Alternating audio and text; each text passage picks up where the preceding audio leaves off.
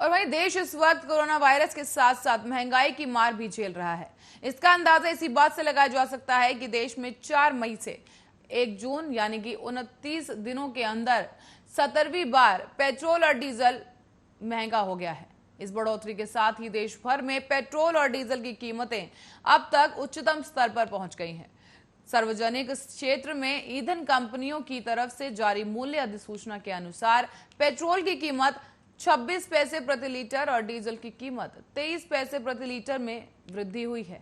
तो वहीं आपको बता दें, इसके बाद अब पेट्रोल की कीमत राजस्थान, मध्य प्रदेश और महाराष्ट्र के कई शहरों में 100 रुपए प्रति लीटर के आंकड़े को पार कर चुकी है। मुंबई में पेट्रोल की कीमत अब 100 रुपए 72 पैसे प्रति लीटर पहुंच गई है, जबकि डीजल की कीमत 92 रुपए 69 पैसे प्रति लीटर पहुंच गई है। साथ ही आपको बता दें कि वैट और माल ढुलाई शुल्क जैसे स्थानीय करों के चलते विभिन्न राज्यों में ईंधन की कीमत अलग अलग होती है। देश में पेट्रोल पर सबसे अधिक वैट राजस्थान में लगता है, जिसके बाद मध्य प्रदेश और महाराष्ट्र का स्थान है। दुनिया के सबसे बड़े तेल निर्यात देश सऊदी अरब ने कहा है कि वो भारत की पेट्रोलियम उत्पादों की जरूरतें पूरी करने के लिए प्रतिबद्ध है। सऊदी अरब ने एक आश्वासन दिया है और वो भी ऐसे समय में दिया जब भारत तेल की बढ़ती कीमतों का दबाव झेल रहा है और चाहता है कि तेल उत्पादक और निर्यातक देश कच्चे तेल के उत्पादन में भी की जा रही कटौती कम करे और तेल बाजार कुछ ठंडा हो सके।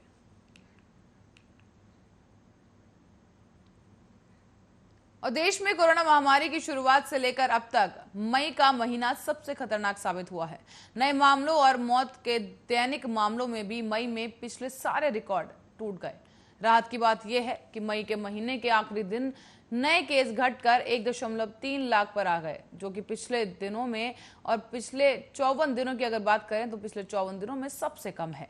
इससे पहले 9 अप्रैल को 1.5 लाख नए कोरोना के मरीज दर्ज किए गए थे।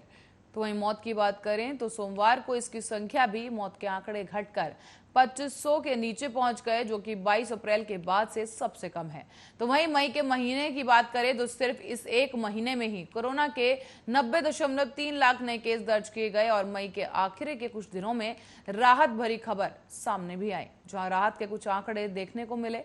फिर भी अप्रैल के मुकाबले ये 30% ज्यादा है। अप्रैल के महीने में कुल 69.4 लाख नए केस सामने आए थे और मौत के आंकड़े की बात करें तो मई का महीना भारत के लिए किसी बुरे सपने से कम नहीं रहा है। मई के महीने में कोरोना से करीब 1,20,000 लोगों की मौत हो चुकी है, जबकि अप्रैल के महीने में अप्रैल के मुकाबले 2.5 गुना यह आंकड़ा ज्यादा है। अप्रैल में कोरोना से सिर्फ 48,768 जाने गई थी और इसके साथ ही अगर एक्सपर्ट्स की माने तो मौत का यह आंकड़ा ज्यादा भी हो सकता था। कई शहरों में शमशान और कब्रिस्तान में कोविड प्रोटोकॉल के तहत हुए अंतिम संस्कारों और मौत के सरकारी आंकड़ों में काफी अंतर देखने को मिला है।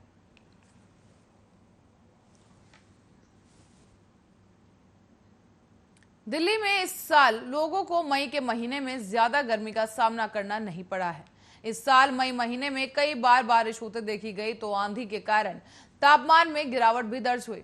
तो वहीं आपको बता दें, दिल्ली में मई का औसत तापमान 13 साल में सबसे कम दर्ज हुआ है। भारतीय मौसम विज्ञान से मिली जानकारी के मुताबिक साल 2008 के बाद बीते महीने मई में सबसे कम गर्मी पड़ी है।